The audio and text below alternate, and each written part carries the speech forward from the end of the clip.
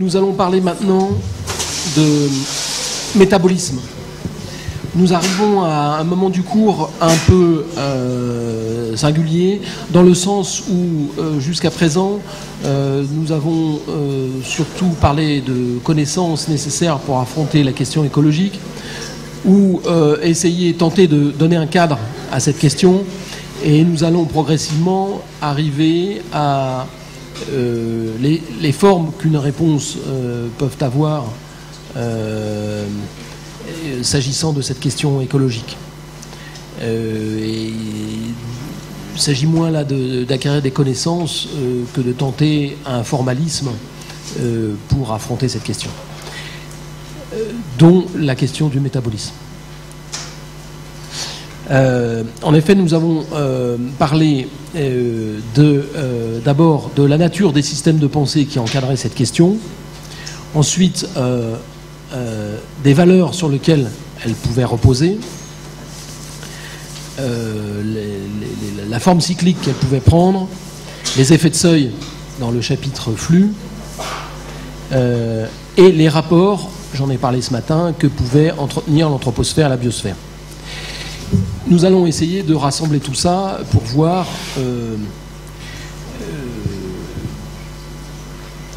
un certain nombre d'aspects qui n'appartiennent finalement qu'à l'architecture écologique ou qu'au champ que cette approche questionne.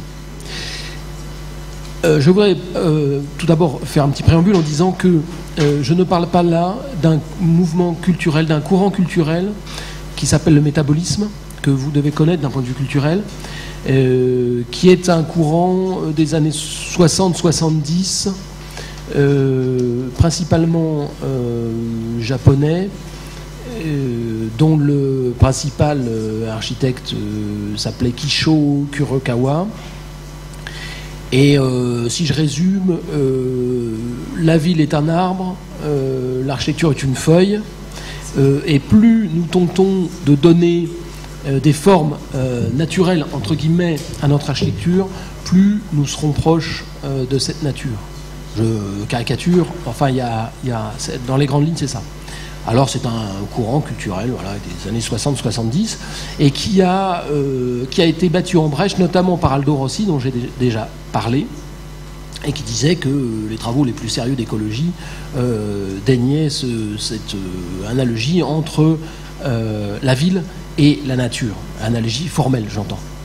Donc je ne parle pas de ça, je parle vraiment d'un métabolisme, c'est-à-dire la tentative de faire fonctionner ensemble les infrastructures humaines et le monde vivant. Pour ce faire, je voudrais parler de deux angles d'attaque particuliers.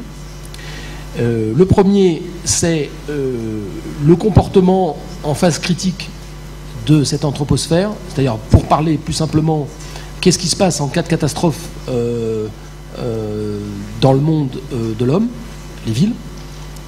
Et le deuxième aspect, c'est la question de la densité urbaine. Alors j'en donnerai une définition un peu plus précise, mais densité, ça veut dire le taux d'occupation d'un lieu par l'homme, là où il y a le plus d'hommes.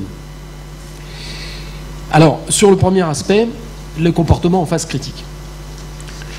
Nous allons en fait parler de sinistres et de cataclysmes. Pourquoi cet angle d'attaque? C'est que très souvent, l'écologie est vue comme l'étude, l'architecture écologique est vue comme une question s'adressant à un milieu stable, peu évolutif, et en phase, je dirais, alors dois-je dire de climax ou en phase de stabilité, mais rarement en phase critique. Or, ce sont ces phases critiques qui très souvent nous apportent autant de renseignements que des phases plus stables, plus sereines. Et donc c'est intéressant qu'un architecte s'interroge à ces phases critiques. Alors sachez que d'un point de vue parfois juridique, la vie l'amène à s'y interroger. Alors, regardez ce qui se passe encore actuellement comme procès à propos de la tempête Xynthia, où ce maire a pris, je crois, la prison ferme, il me semble, pour avoir accordé des permis de construire dans des zones inondables. Donc c'est vraiment une question qui se pose à l'architecte. Et nous allons, au travers de cette question, voir ce qu'on peut en dire d'un point de vue écologique. Alors, si on essaye de faire un répertoire des sinistres et cataclysmes, ou des catastrophes si on veut, on va essayer là aussi de faire une petite classification. Alors la première, c'est les catastrophes qui ont des causes naturelles. Ça c'est le plus simple. Alors les causes naturelles, ben, on sait ce que c'est. Hein.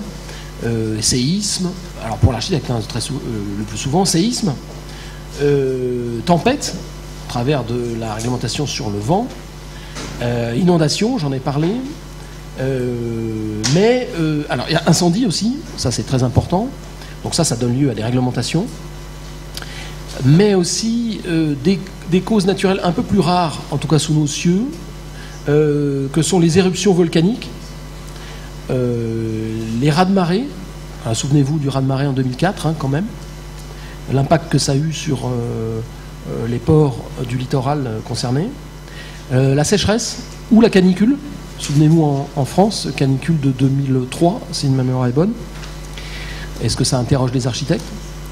Il peut y avoir aussi épidémie. On l'a vu avec Ebola, le SRAS, ou simplement l'épidémie de grippe, hein, qui a eu lieu il y a quelques années en France, pour lequel on s'est interrogé sur les précautions qu'il y avait à prendre. Mais celle de cet hiver, finalement, s'est révélée assez dangereuse. Des fléaux liés au règne animal, ça c'est vrai en Afrique. Sauterelles, termites. Sachez par exemple que les termites, eh bien, la question se pose en France. Voilà. Une petite remarque, tous les fléaux dont j'ai parlé là, les catastrophes, sont évidemment à une échelle qui dépasse largement celle de l'architecture, en règle générale. Inondation, éruption volcanique, séisme, on est bien au-delà de l'échelle de l'architecture. Donc, on serait tenté de se dédouaner en tant qu'architecte en disant eh bien, à cette échelle-là, je ne peux pas faire grand-chose contre ça. Alors, il existe des règlements pour l'incendie, notamment le vent, mais il peut exister aussi une réflexion qui peut être très utile.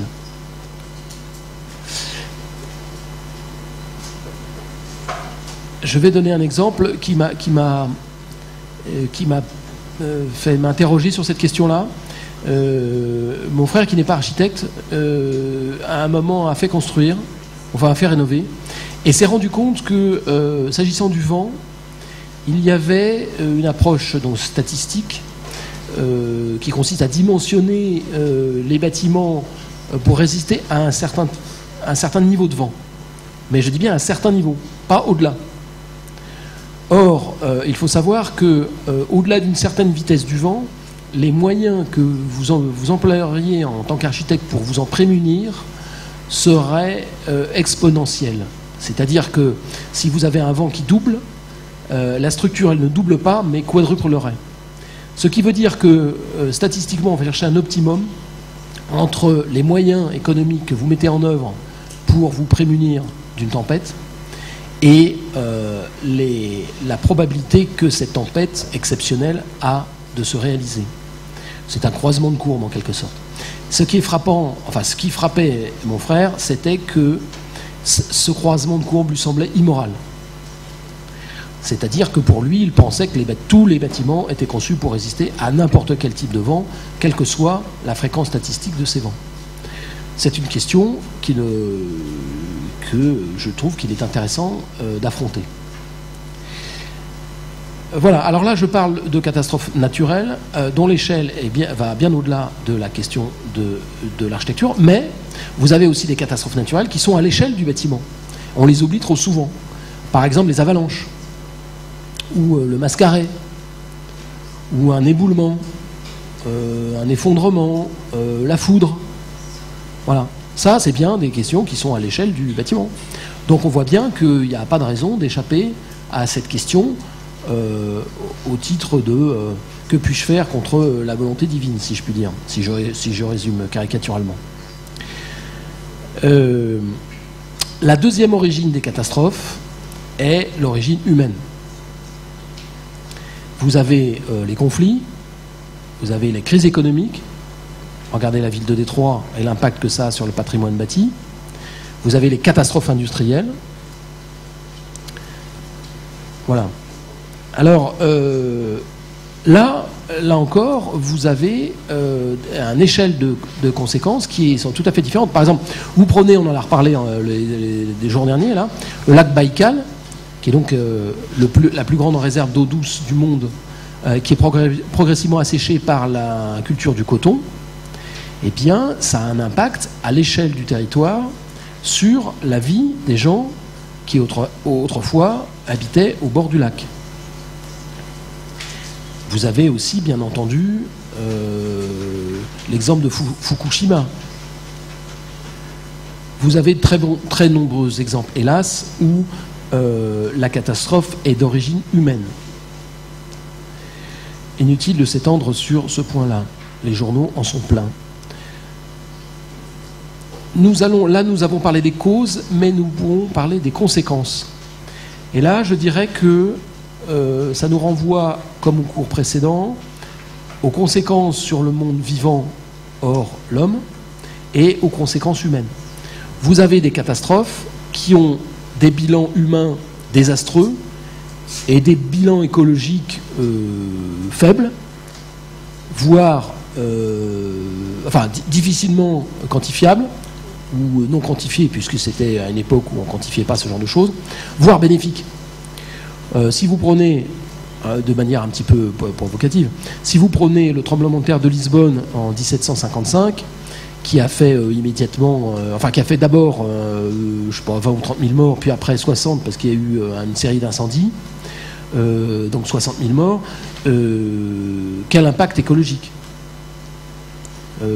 voire même, est-ce que la nature n'a pas retrouvé ses droits dans certaines zones de Lisbonne?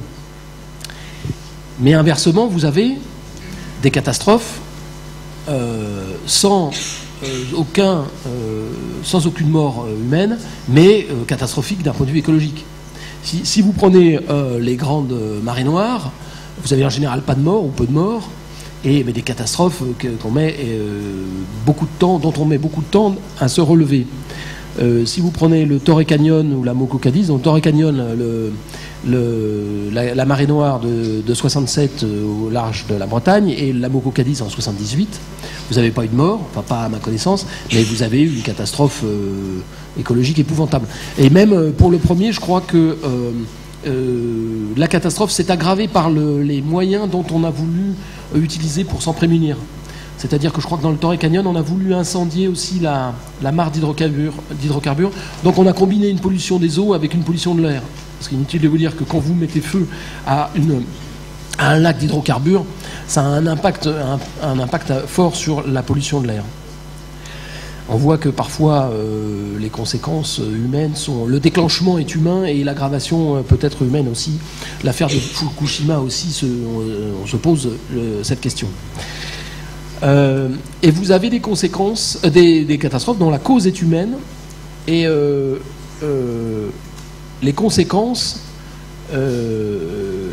posent des questions sur les futures catastrophes de cette nature. Par exemple, je parlais de Fukushima, les catastrophes nucléaires sont de ce type-là. C'est-à-dire que Tchernobyl a été une catastrophe dont la cause est humaine, aux conséquences principalement humaines, et posant des questions qui sont posées par des philosophes comme Günther Anders ou des scientifiques comme Jean-Claude Dupuis, posent des questions existentielles beaucoup plus importantes, qui dépassent, dont la portée dépasse largement celle de la catastrophe.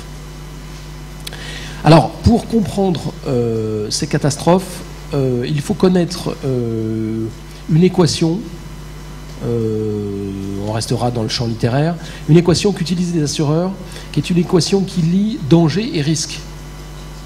C'est important de comprendre ça, notamment pour un architecte. Alors cette équation, c'est que le risque, c'est le produit de deux choses. C'est le produit du danger par l'aléa. Donc c'est une équation qui, chez les assureurs, est quantifiée. Hein. Le risque, c'est le danger, c'est le produit du danger par l'aléa. Alors je vais donner deux exemples. Là aussi, c'est un TD que j'ai donné à mes étudiants. Est-ce qu'il est plus dangereux de prendre l'avion ou la voiture? Alors, voilà, c'est le bon exemple. Alors évidemment, ça dépend de l'observateur, hein, parce que celui qui est dans l'avion, au moment où vous posez la question, je ne sais pas s'il aurait cette réponse. Mais enfin, bref, peu importe. Le danger de l'avion, c'est que, en cas de problème sérieux, vous avez assez peu de chances d'en réchapper. On le voit suffisamment. Et l'aléa, c'est tous les paramètres qui entourent ce danger. C'est-à-dire la formation du pilote, le coefficient de sécurité qui est pris pour la construction de l'avion, l'entretien des pistes d'atterrissage et des tours de contrôle, la sobriété du pilote, la majeure partie du temps, le fait que le pilote soit le seul à prendre les décisions, à tort ou à raison, enfin disons avec les inconvénients et les avantages que ça pose, font que ces aléas-là réduisent très fortement le produit du danger, avec le danger, et donc que le risque est relativement faible. Alors évidemment, ça dépend comment vous calculez ce risque. Si c'est au nombre de kilomètres parcourus, ou si c'est au temps passé, c'est pas du tout la même chose, évidemment. Mais enfin, peu importe, là, c'est pas de notre propos. Inversement, en voiture, quand vous êtes en voiture, heureusement, l'immense majorité des accrochages ou des accidents sont bénins. Mais en revanche, les aléas sont beaucoup plus importants. Le conducteur n'est pas forcément bien formé. Parfois, il n'est pas à jeun. Vous avez d'autres conducteurs sur la route, multipliant les risques. Les routes ne sont pas forcément en bon état. Les conditions météorologiques ne sont pas forcément bonnes. Bref, les aléas sont très importants. Du coup, le risque d'avoir un accident en voiture est considéré comme plus fort que celui d'avoir un accident en avion. Alors c'est important d'avoir en tête cette équation-là, parce que pour un architecte, on va voir que ça a des incidences immédiates. Je vais donner un exemple. Prenons deux cas. Le cas d'une crèche. Vous devez concevoir une crèche. Si vous obéissez aux réglementations, j'allais dire que votre responsabilité se limite au fait qu'elle ne s'effondre pas et que les règlements d'hygiène et de sécurité, donc les règlements d'hygiène et de sécurité soient parfaitement respectés. Point barre. Ça, c'est une approche classique. Et j'allais dire l'essentiel de votre travail va se porter sur l'agencement des espaces intérieurs, si on vous en laisse encore le choix. Dans le logement collectif, la question se pose. Mais essentiellement, il faut être conscient d'un certain nombre de choses, essentiellement sur l'image, notamment extérieure, que votre crèche va avoir le jour de l'inauguration, image dont vous allez pouvoir vous prévaloir du terme valeur, pour à nouveau être consulté pour la conception d'une crèche. Cyniquement dit, c'est comme ça que les choses se passent. Et étant professionnel, je suis bien placé pour le savoir.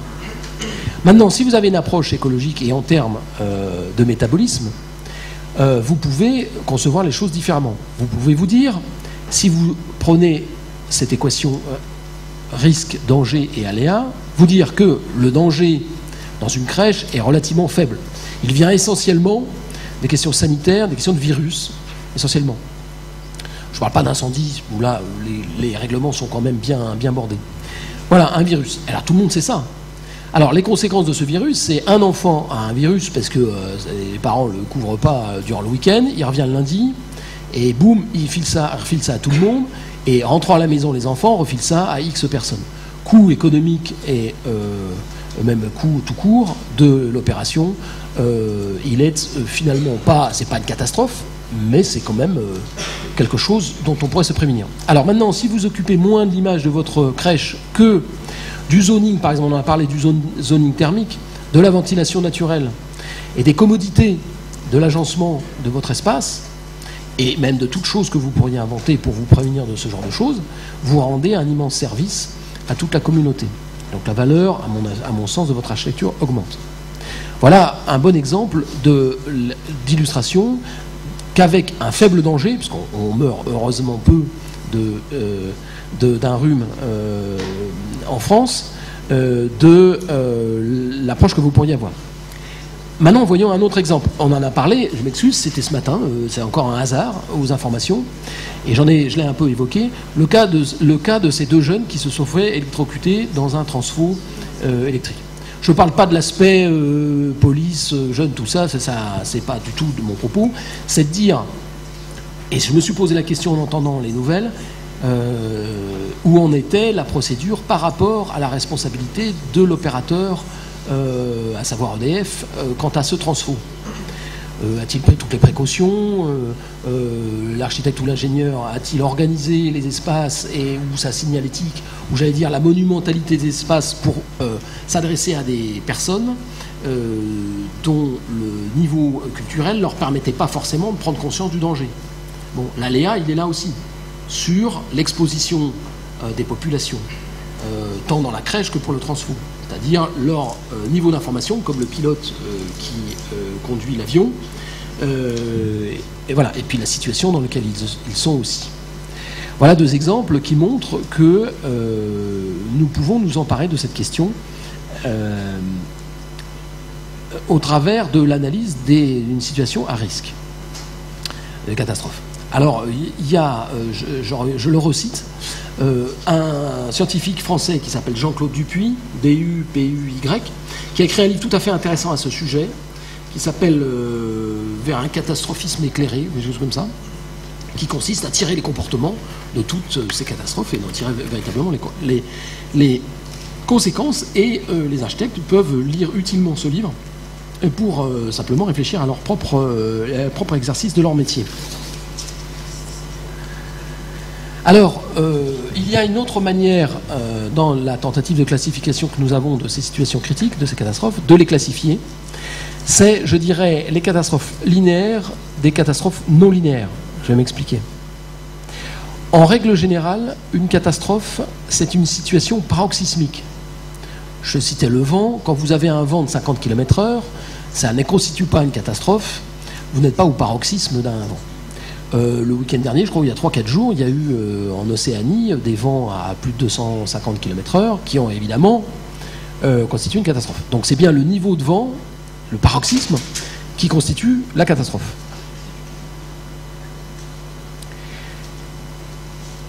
Mais je dirais, une fois que ces vents ont retrouvé un niveau courant, la catastrophe cesse. Les conséquences peuvent perdurer, mais la catastrophe cesse.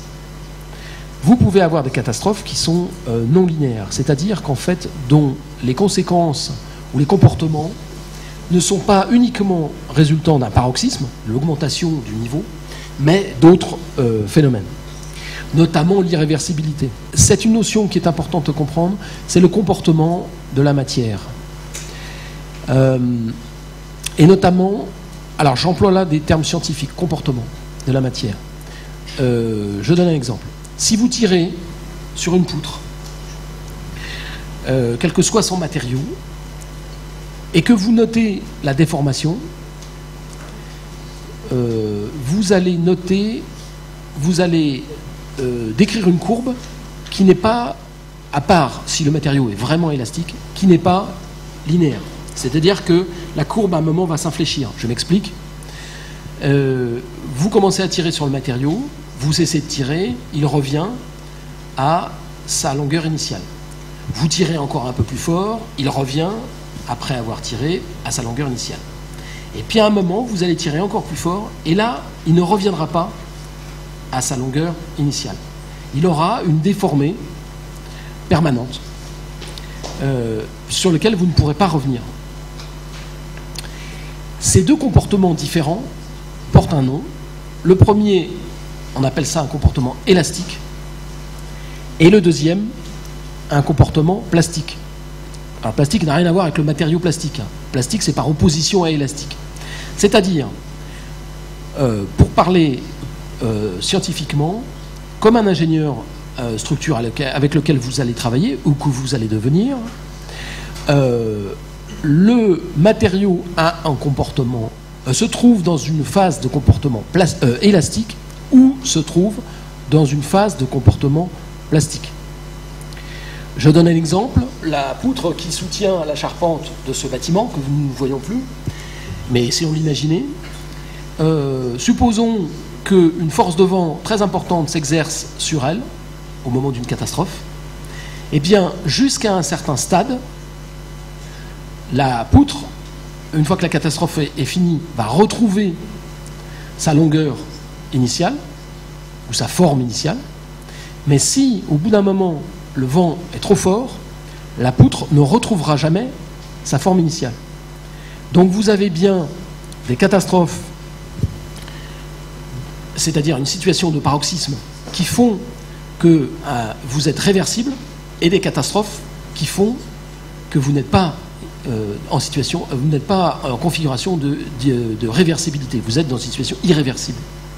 C'est une analogie avec le comportement structurel de la matière. Une analogie assez directe. Hein. Par exemple, on pense que les catastrophes nucléaires sont de ce type-là, c'est-à-dire ce sont des catastrophes de type non linéaire, c'est-à-dire que vous ne retrouverez jamais la situation antérieure.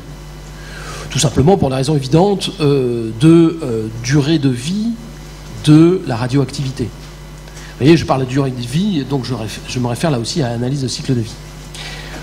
Alors, ces deux types de catastrophes, je pense qu'on peut d'abord les classer différemment et ensuite de voir quelles pourraient être les réponses que les architectes pourraient porter à ce type de situation.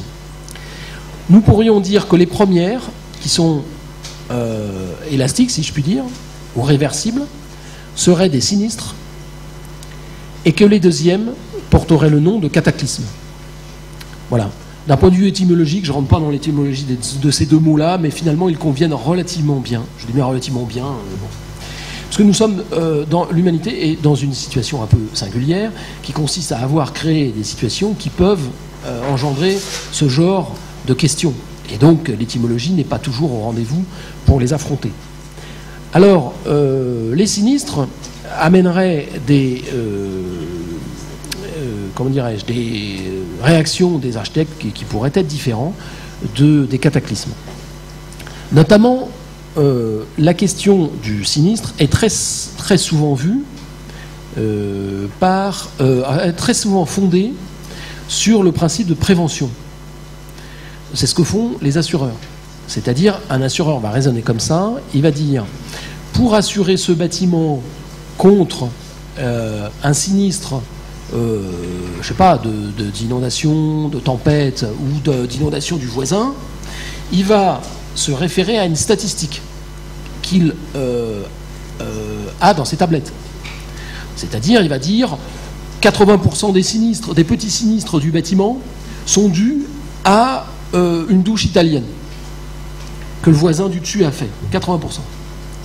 Donc, chaque fois qu'un architecte voudra faire une douche italienne, boum, l'assurance en tiendra compte. Alors avec des circuits détournés pour pas que l'architecte ça soit trop visible, mais enfin c'est à peu près ça c'est comme ça que les choses se passent. Bonus, malus, enfin bon, il y a un certain nombre de procédés que l'assureur utilise.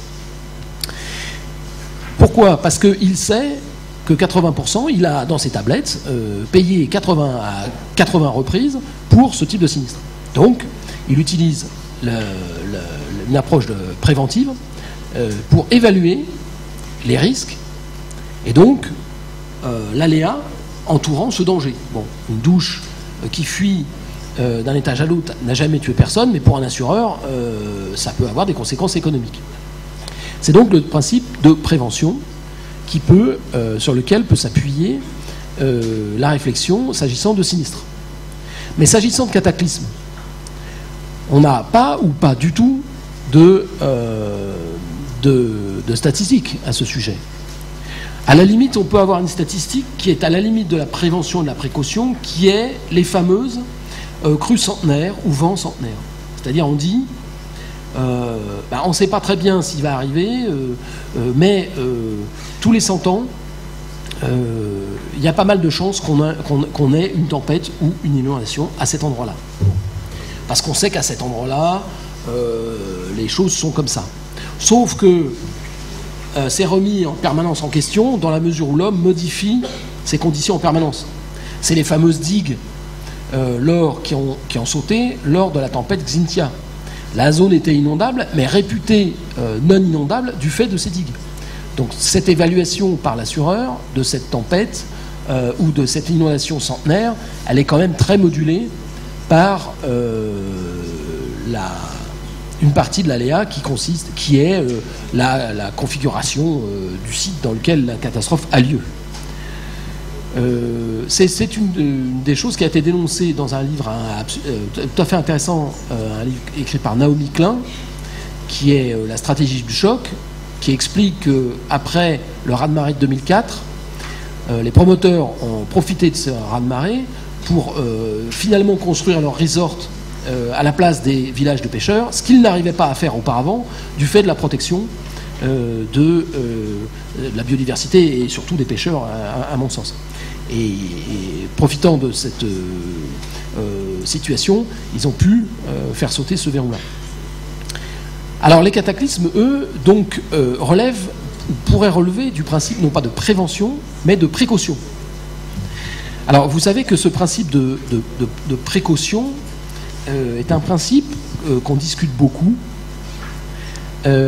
qui est, là en l'occurrence, qui pourrait relever de 3 stratégies différentes.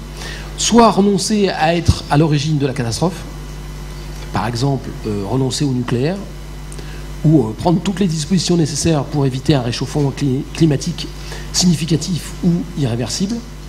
C'est ce qu'on a fait historiquement pour le trou d'ozone, par exemple. On a interdit les CFC, et donc là, on a renoncé à être à l'origine d'une catastrophe. Donc c'est une manière de précaution.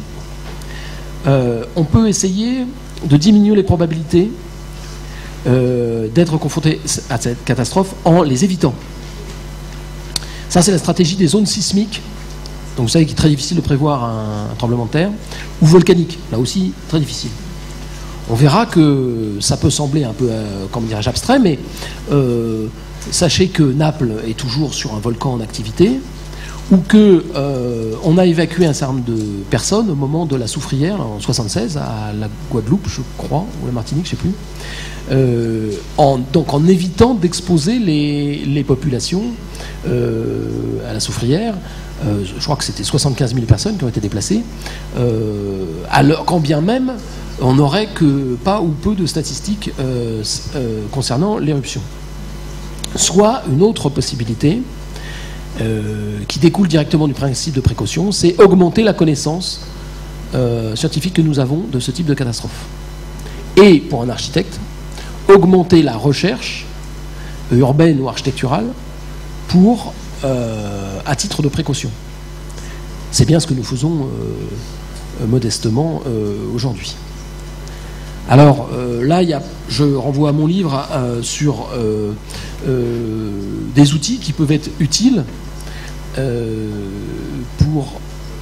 en tant qu'architecte pour affronter ce principe de précaution et ce principe d'augmenter les connaissances et donc la qualité de l'architecture, la valeur de l'architecture en quelque sorte.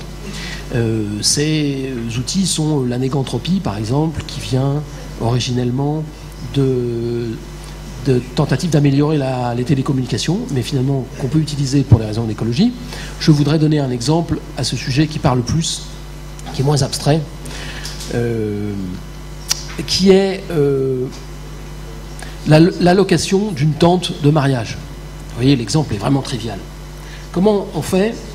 Vous savez qu'en général, quand on se marie, on essaie de prévoir un peu les choses, bon, sauf si un coup de foudre et qu'on se marie dans le week-end, en général, on essaie de prévoir un peu les choses, et on peut louer des tentes de mariage. Et dans ces tentes de mariage, la question est de savoir si on prévoit du chauffage ou pas.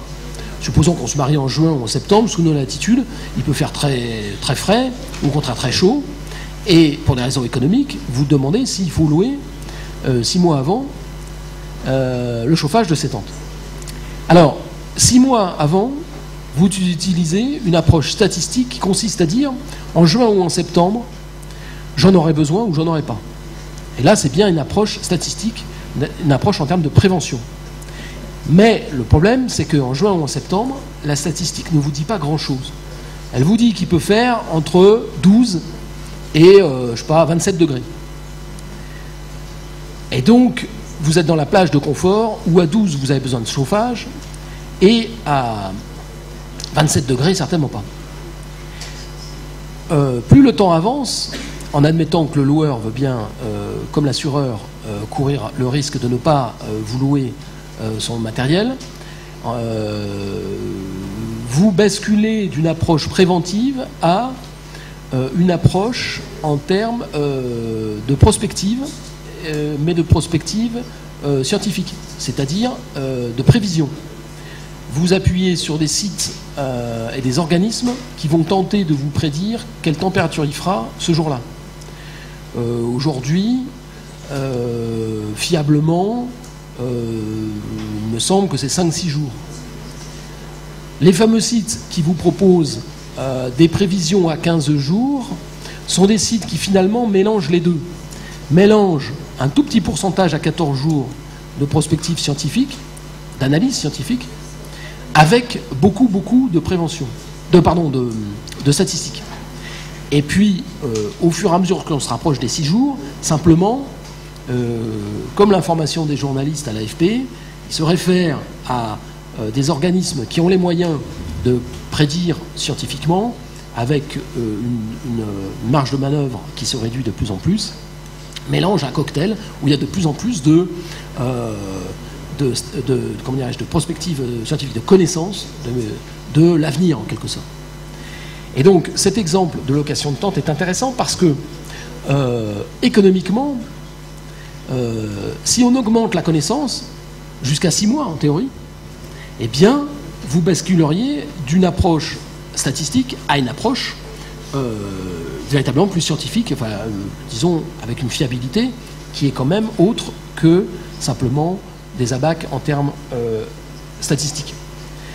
Alors, vous dites pour le chauffage, vous en foutez, ça n'a aucune incidence, bon, en dehors du peu d'énergie que vous allez consulter. Mais, si on étend ça en termes d'urbanisme, vous allez voir que cette approche-là, elle a des conséquences en termes d'écologie. Prenons l'exemple de quelqu'un qui veut se faire construire une maison sur la Côte d'Azur. Alors ça, c'est vraiment, une question d'architecte, 2, une question, on va le voir, écologique. Pourquoi ? Parce que vous n'êtes pas le seul dans ce cas. Beaucoup de gens veulent se faire construire une maison sur la Côte d'Azur. Alors, la question que vous pose votre client, c'est « je veux une maison et je veux y recevoir mes amis ». Jusque-là, c'est pas illogique. Bon, c'est comme vous, avec votre chauffage, le jour de mariage, vous n'avez pas envie que vous invitez à Trappe-Franc. Vous allez donc dimensionner votre maison pour que, raisonnablement, votre client puisse y recevoir ses amis. Exemple, salle à manger pour 12 personnes. Voilà. La question pour vous n'est pas de savoir si 364 jours par an, ils vont être 4 dans cette salle à manger, auquel cas elle sera surdimensionnée, mais de lui permettre, une fois par an par exemple, de recevoir une douzaine d'amis.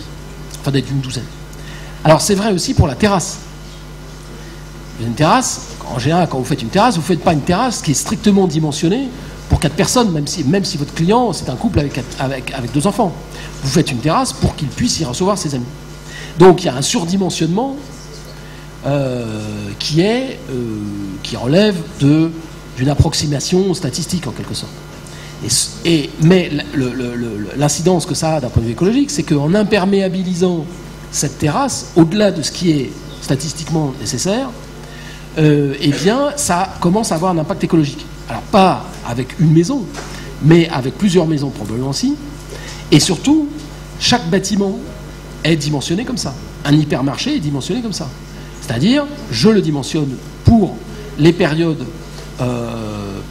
où je vais avoir le plus de clients et mon parking qui est imperméabilisé, sera dimensionné pour recevoir le jour, les 3 ponts où il y a le maximum de clients. Et toute la côte est, je prends l'exemple de la Riviera, mais c'est vrai partout, toute la côte est dimensionnée avec cette approche statistique, et seulement cette approche statistique qui finit par avoir un impact écologique important.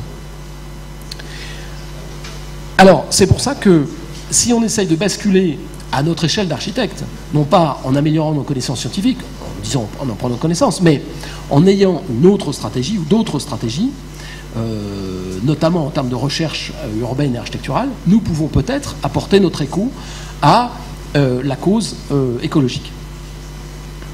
C'est donc bien une connaissance de la biosphère associée à une pratique architecturale qui peut être la réponse.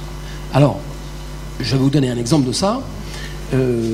il y a 2 ans, j'ai eu un studio d'architecture à diriger avec un architecte, enfin en lien avec un architecte chinois tout à fait passionnant qui s'appelle Wang Shu, dont j'ai déjà parlé, et qui posait la question suivante, qui disait à cet endroit au sud de Hangzhou, le district, enfin les autorités chinoises m'ont demandé de faire un master plan, c'est-à-dire un grand plan d'urbanisme pour, je sais pas, 10 000 logements plus toutes les commodités qui vont avec. Comment puis-je faire? C'est au bord du Qiantang, qui est un grand fleuve qui a un propre métabolisme et qui obéit à ses propres règles. C'est, suivant l'échelle de ce fleuve, un fleuve qui peut être plus ou moins sage. Sachez que la Loire et la Garonne ont tué jusque récemment.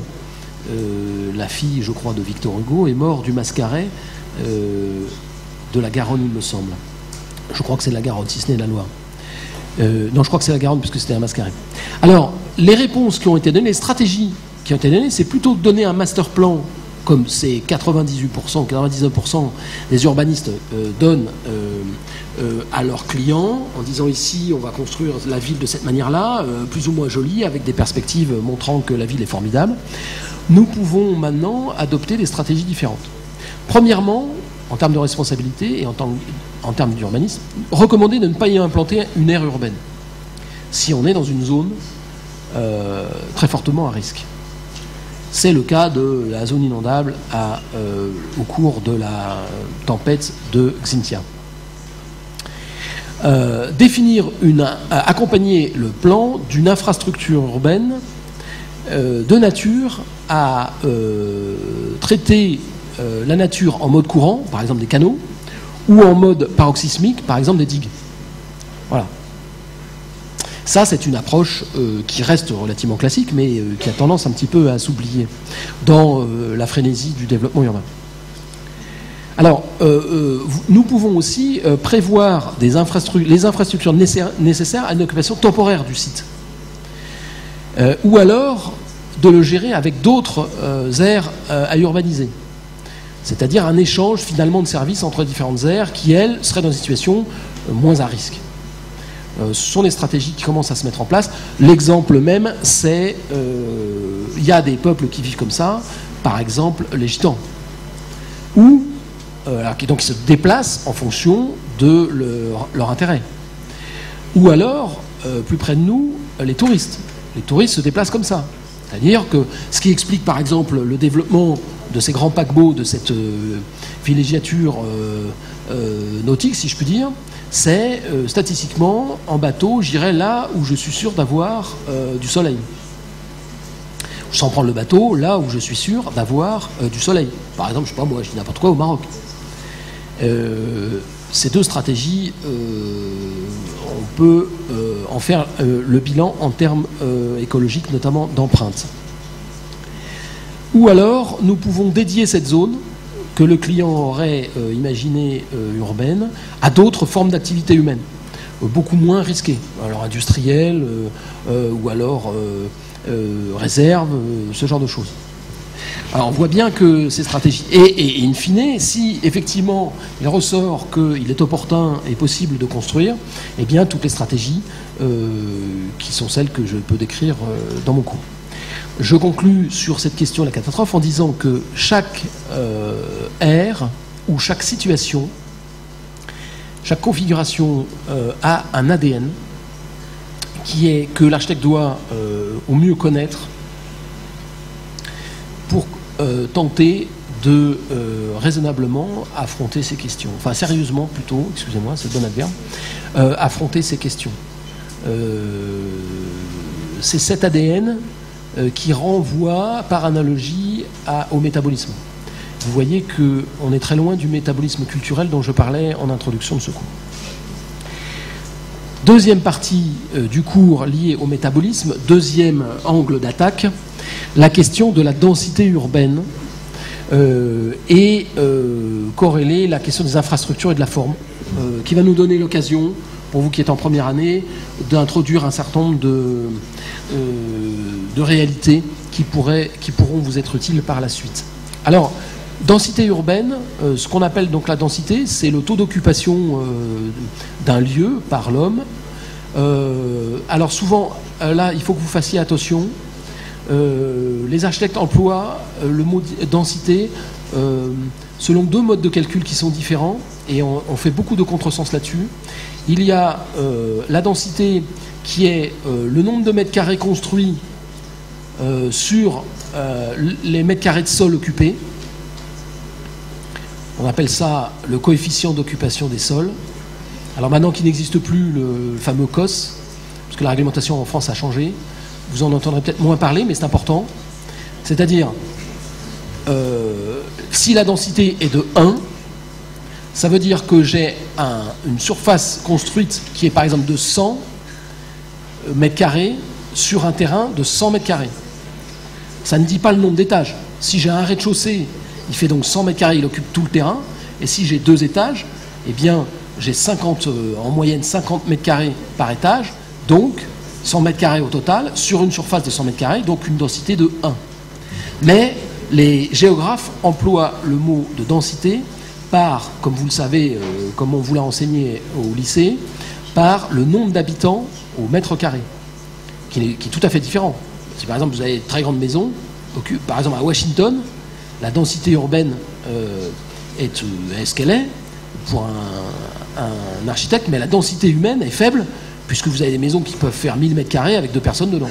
En revanche, je sais pas moi, à Karachi ou au Caire, c'est l'inverse.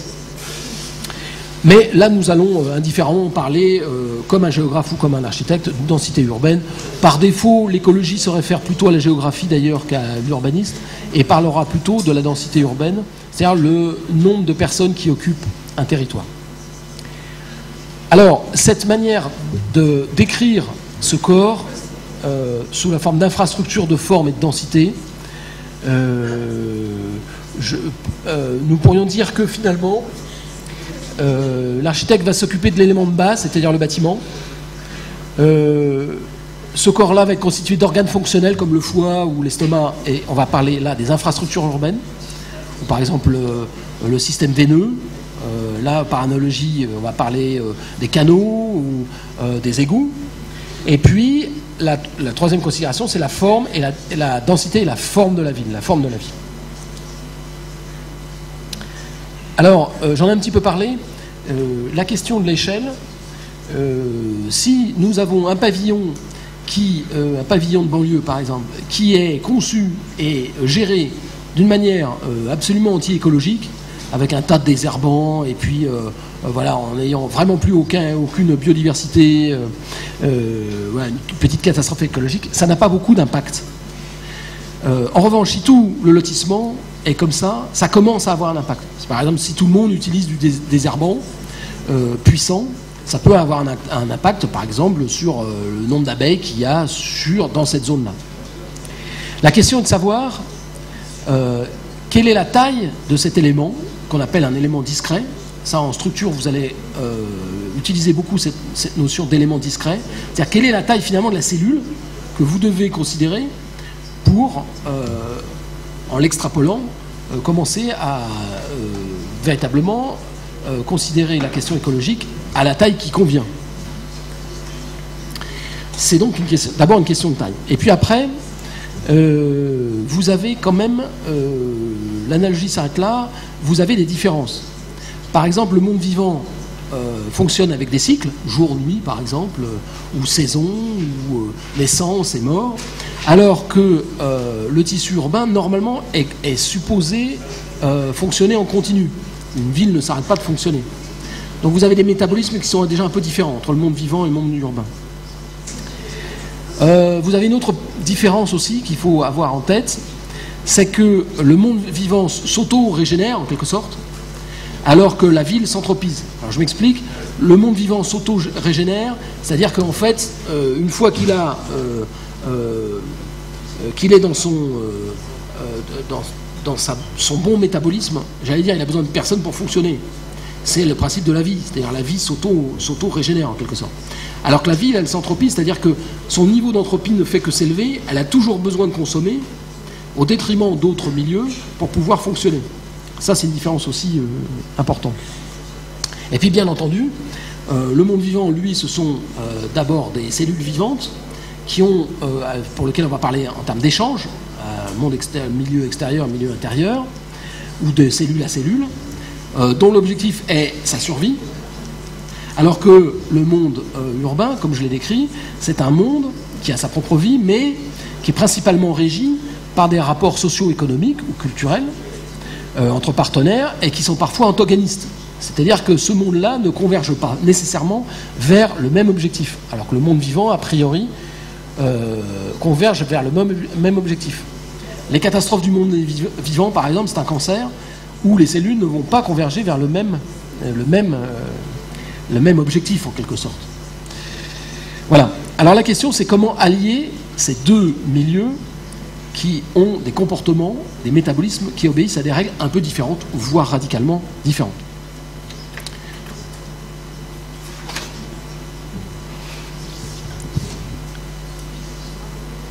Alors, décrivons les infrastructures du monde urbain. Vous avez d'abord les infrastructures qui sont liées au transport. Et vous en avez très nombreux. Donc le transport routier, fluvial, maritime, pédestre aussi, vous marchez dans les rues. Vous avez des transports collectifs ou individuels. Vous avez même des transports aériens, donc ils bénéficient d'infrastructures au sol, mais après en l'air, qui ont juste des canaux de déplacement. Bon, c'est juste un système de gouvernance qui permet de matérialiser, si je puis dire, ces infrastructures. Et vous avez tous les équipements qui vont avec, qui sont au moins aussi nombreux. Vous avez des écluses, par exemple, si je prends les canaux, vous avez des écluses, vous avez des bassins de rétention, voilà, vous avez ce genre de choses. Tout ce qui est lié au transport, bien entendu, des aéroports, des ports, j'en passe et des meilleurs, des gares.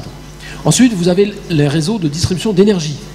Alors là aussi, de production d'énergie d'abord, et ensuite de distribution d'énergie. On les oublie un peu, mais si vous regardez, si vous baladez en Île-de-France, eh bien, vous voyez ces réseaux très fortement dans le paysage. Hein. C'est une question qui est beaucoup étudiée par l'école de paysage qui est à côté, en tant que formant paysage. La question des éoliennes, par exemple, est beaucoup posée en termes de paysage. Vous avez les réseaux de distribution de toutes sortes de ressources. Par exemple, les réseaux de distribution d'eau, ou d'alimentation, ou de marchandises, ou d'informations. Et donc vous avez corrélairement les réseaux de collecte. Là aussi, d'eau sale, une fois qu'elles ont été utilisées, d'aliments, de déchets, une fois qu'elles ont été consommées. Est-ce qu'il y a des réseaux de collecte d'informations dégradées? Peut-être que certaines émissions de télévision font partie de ces réseaux-là. Vous avez les systèmes de communication aussi, à ne pas négliger. D'abord, communication orale. Si quelqu'un crie au feu dans ce hall, vous allez voir que ça, évidemment, très rapidement, ça modifie le métabolisme de cette pièce, par le fait qu'on évacue, et voire en situation de catastrophe.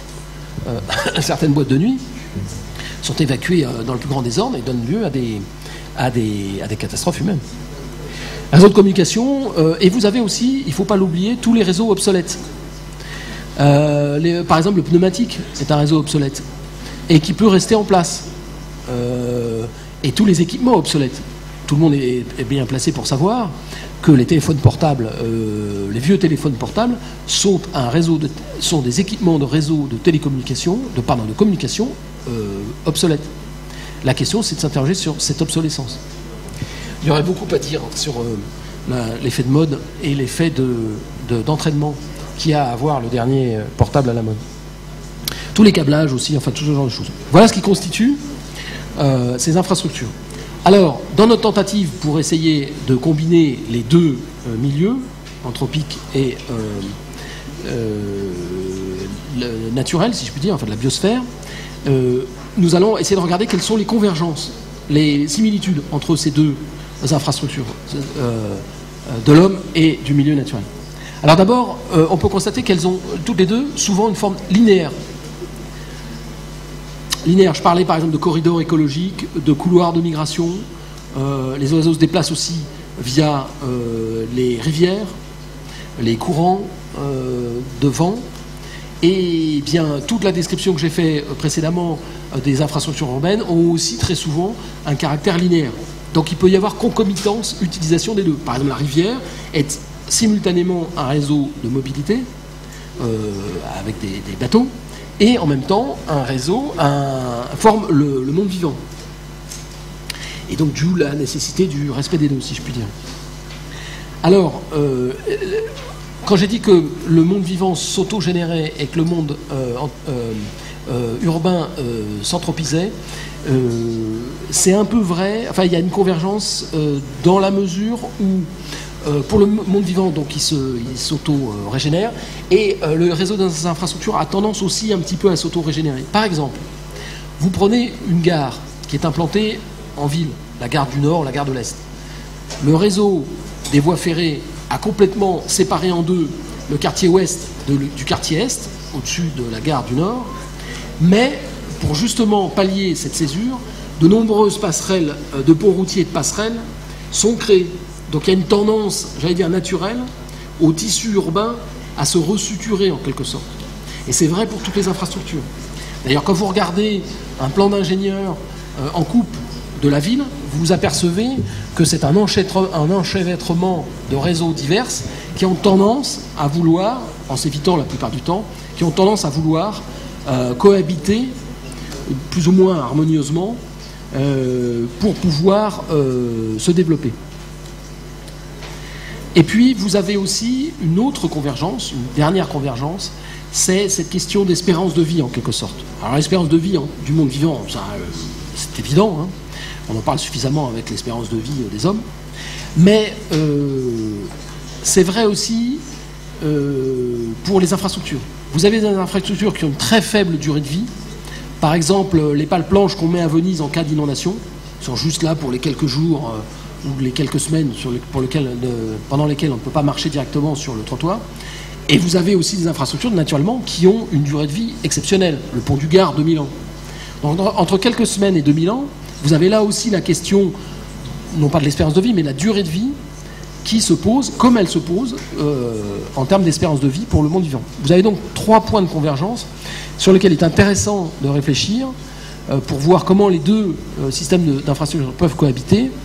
Donc je les répète, la forme linéaire, l'auto-régénération et la durée de vie ou l'espérance de vie qui font qu'il peut y avoir une convergence. D'ailleurs, certaines personnes, certains urbanistes, à partir de la figure des coulées vertes des années 80, ont commencé à parler de rhizomes, c'est-à-dire de couloirs de déplacement de la biodiversité au travers de ces corridors. Je crois que c'est Christian de Porzampar qui a énoncé cette idée, clarifié cette idée lors de la consultation qui a eu lieu pour le Grand Paris.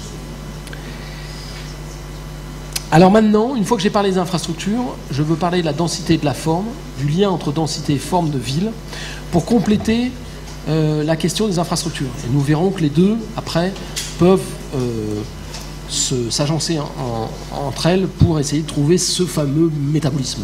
En tout cas, le support de ce métabolisme possible, après en avoir parlé des comportements. Alors, densité et forme. Là, je vais être plus simple. Je vais comparer deux villes qui ont la même densité, peu ou prou. Je vais parler de Hong Kong et je vais parler de Florence. Alors Hong Kong en Chine et Florence en Italie. Voilà deux villes qui ont à peu près la même densité. De mémoire, 5 à 6 000 habitants au kilomètre carré. Donc c'est la même densité. J'ai le même taux d'occupation de sol. Il y a, pour une surface donnée, le même nombre de gens à Hong Kong qu'à Florence. Ce qui est un peu, on imagine qu'il y a beaucoup plus de monde à Hong Kong, mais non, à peu près la même chose, rapporté à la surface.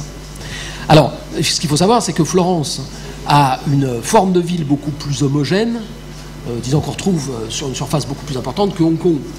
Hong Kong, une fois que vous avez dépassé les quelques endroits où il y a des tours, là vous avez des surfaces où il n'y a pas du tout de tours, enfin où c'est carrément vide au sens de l'occupation du sol. Bref, avec la même densité, il y a déjà une discontinuité à Hong Kong qu'il n'y a pas à Florence. Deuxièmement, vous avez une forme de ville évidemment complètement différente. Florence est un peu comme Paris, si je puis dire,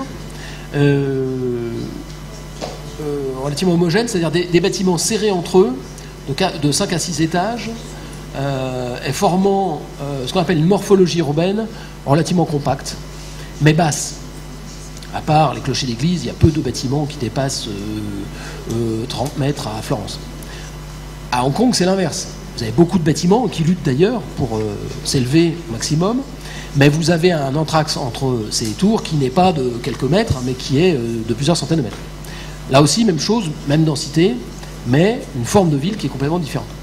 Puis vous avez, en termes de métabolisme, une différence énorme, c'est que Florence est une ville historique qui a fonctionné d'un point de vue mécanique. C'est-à-dire, il y a peu ou pas d'air conditionné, des échanges humains qui profitent de cette proximité pour se développer,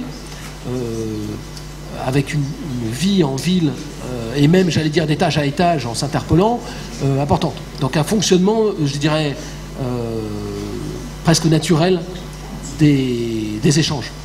Alors que Hong Kong est une ville qui fonctionne beaucoup sur l'air conditionné, où les échanges ne se font pas forcément de bâtiment à bâtiment, mais dans des lieux, par exemple les gares, où on pourrait échanger d'une manière ou d'une autre. On voit bien que ces deux modèles, avec la même densité, fonctionnent en termes de métabolisme et donc écologiquement de manière radicalement différente. Or, il se trouve qu'on fait de la densité l'alpha et l'oméga de l'approche écologique. C'est-à-dire, grosso modo, la Bible de l'architecte écologique, c'est plus la densité est élevée et plus l'écologie est bonne. Alors d'abord pour une bonne raison, c'est qu'effectivement, plus on regroupe les gens, moins on va avoir besoin d'infrastructures longues, de transport notamment, pour faire en sorte qu'ils puissent échanger entre eux. Et donc un taux d'occupation des sols hors ville qui soit faible, et donc une écologie importante.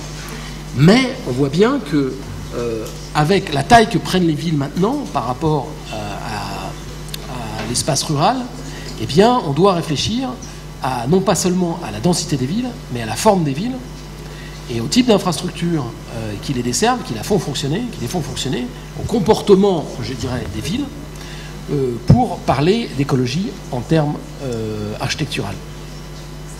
Nous pourrions, là je termine là-dessus, nous pourrions finalement proposer deux stratégies un peu différentes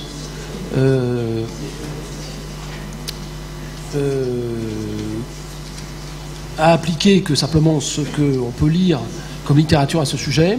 Premièrement, nous pourrions envisager non pas forcément de tendre vers une densité maximum, mais au contraire, de manière paradoxale, à pulvériser sur le plus grand territoire possible la présence humaine, en disant cette présence humaine en deçà d'un certain seuil critique n'aura pas ou peu d'impact écologique, beaucoup moins qu'une ville. Imaginons que la défense soit disséminée à l'échelle d'un département. Est-ce que l'impact écologique de la même fonctionnalité, défense, bureau, serait le même tel qu'il est à l'heure actuelle ou sur l'ensemble du département des Hauts-de-Seine? On peut s'interroger là-dessus. Donc une stratégie de pulvérisation et non pas de concentration. Et deuxièmement, autre stratégie, alors là c'est vraiment un mélange des deux métabolismes, un mariage, une alliance en quelque sorte des deux métabolismes par un tissage des deux milieux. Un tissage fin, horizontal, j'allais dire. C'est ce que préconise Jeremy Rifkin, que vous pouvez voir très facilement sur Internet, la vidéo. Cette tentative d'alliance entre les deux milieux, d'alliance très fine. Conclusion pour nous, nous devons produire, mais aussi comprendre, et non pas seulement produire en tant qu'architecte. Et nous devons nous interroger sur les formes d'écologie possibles, et non pas uniquement l'écologie avec un grand E, et les développements urbains, au pluriel, que ces questions posent. J'allais dire presque une approche matricielle de la question, comme Descola l'a pu le faire entre mental et physique. En tant qu'architecte, nous devons le faire entre le monde de la biosphère et le monde urbain. cette approche matricielle, je vous propose que ça soit l'objet de ma prochaine intervention.